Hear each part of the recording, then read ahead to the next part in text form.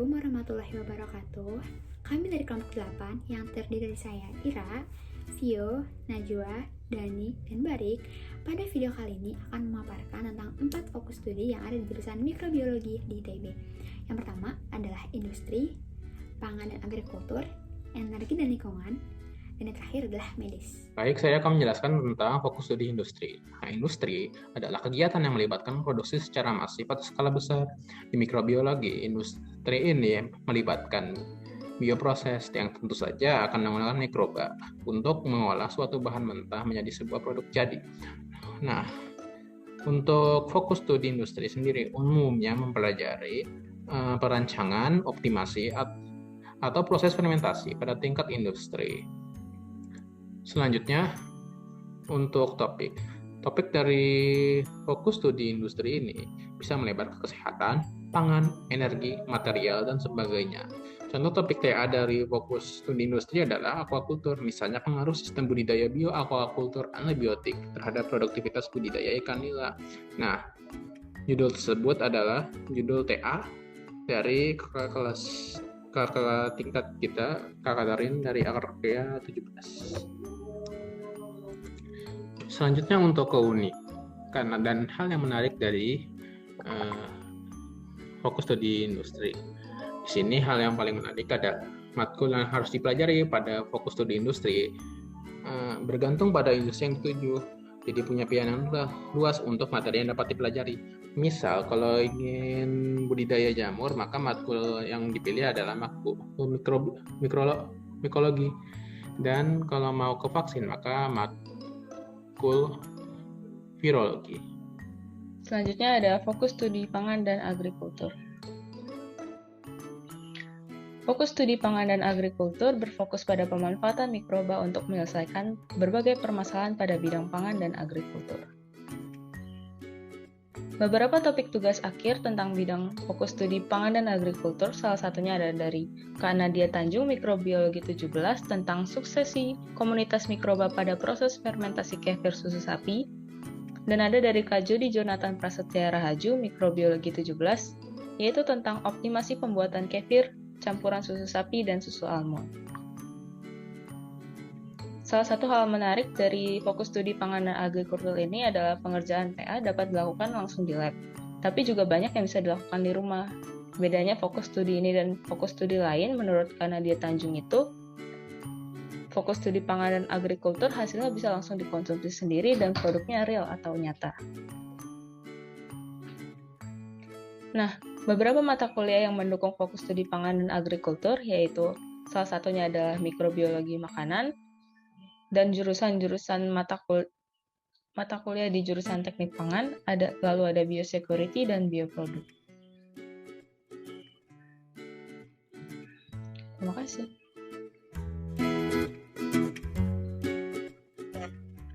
Halo semuanya, kenalin aku Dani dan kali ini bakalan jelasin tentang fokus studi selanjutnya, yaitu energi dan lingkungan. Nah, pertama-tama perlu kita ketahui dulu nih, apa sih sebenarnya energi dan lingkungan ini?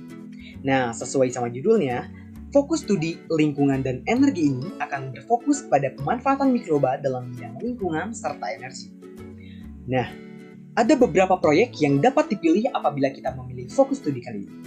Yang pertama, Faga sebagai biokontrol hama udang.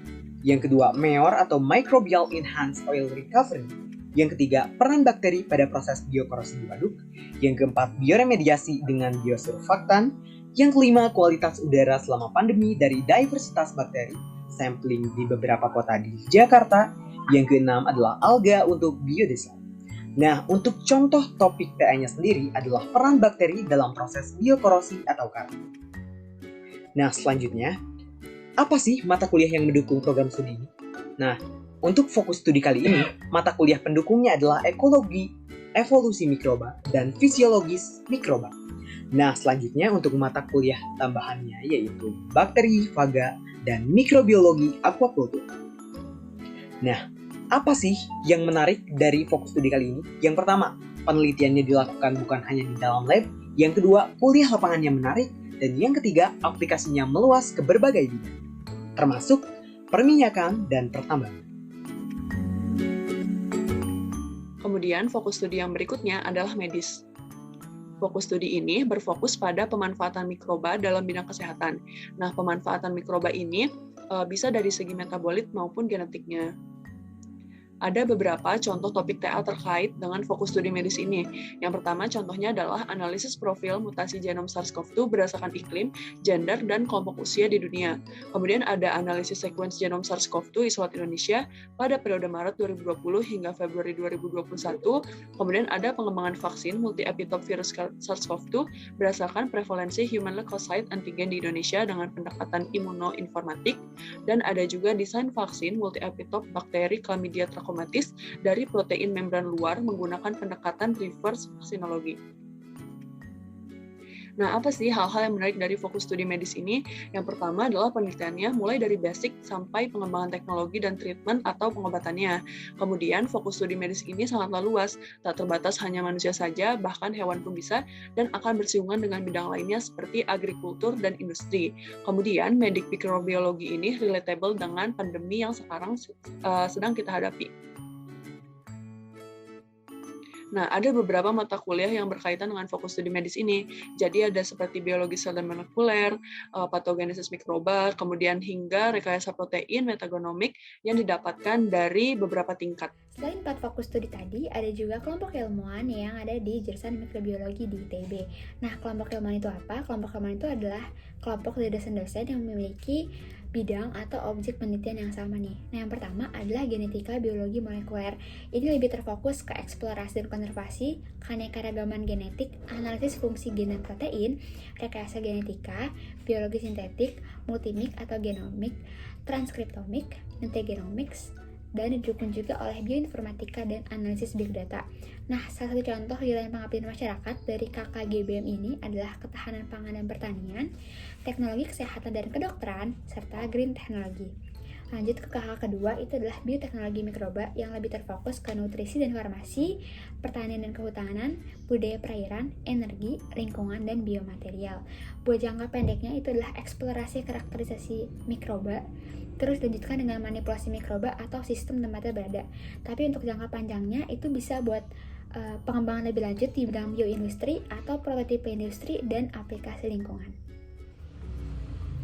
Sekian merupakan pemaparan dari kami kelompok 8, kurang lebihnya kami mohon maaf. Terima kasih sudah menonton.